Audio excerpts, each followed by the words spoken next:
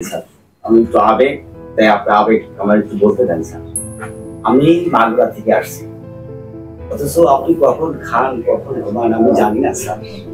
কিন্তু এই জমিনের উপরে আসমানের নিচে যত ভালো মানুষ থাকে আমি এই প্রথম দেখলাম। আমার বয়স 54 বছর।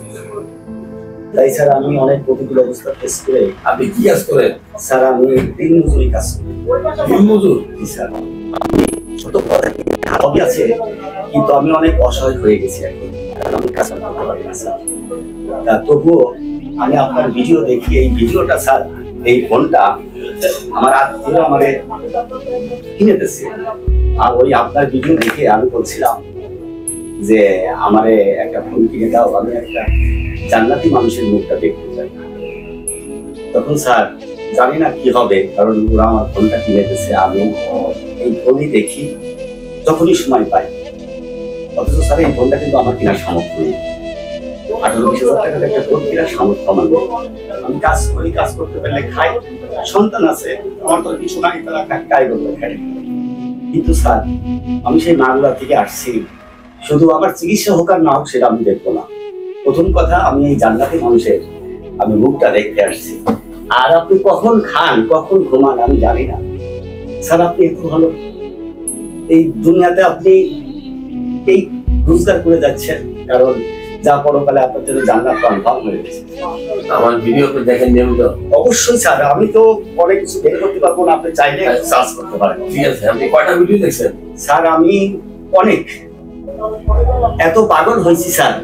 তারপর আমার আত্মীয় কাছে বলছি শ্বশুর বাড়িতে, ওদের আত্মীয় ভালো না। আমার ভিডিও ভালো লাগে? হ্যাঁ, তাহলে তোমরা ভালো লাগে। স্যার আপনি তো মানুষের, গরিব দুঃখী মানুষের পাশে দাঁড়ান, আপনার সাহায্য সহযোগিতা আমি মানুষকে করেন, সেগুলো আমি দেখতে পাই।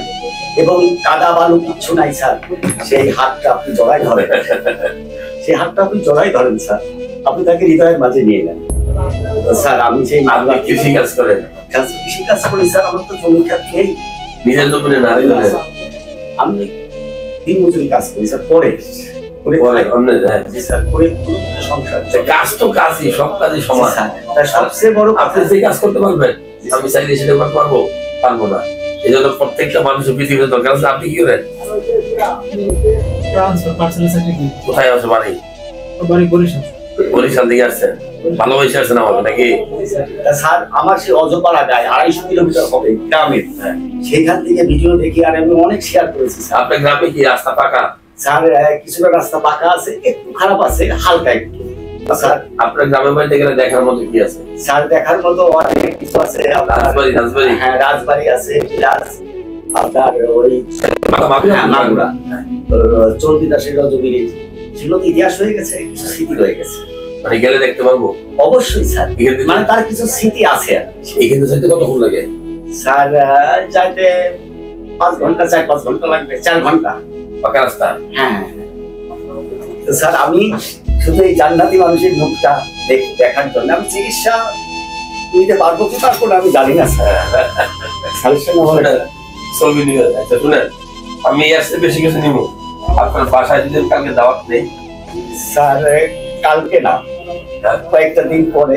কেন কালকে গেলে কি সমস্যা? স্যার আমার একটু প্রস্তুতি আছে। কি প্রস্তুতি আছে? স্যার যে কোনো প্রস্তুতি থাক আমার। মানে আমি যদি আপনার বাসায় যাই, শর্ত একটাই, আপনার বাসায় আমাকে থাকতে দিতে পারবেন একদিন? অবশ্যই স্যার, এক রাত থাকবো।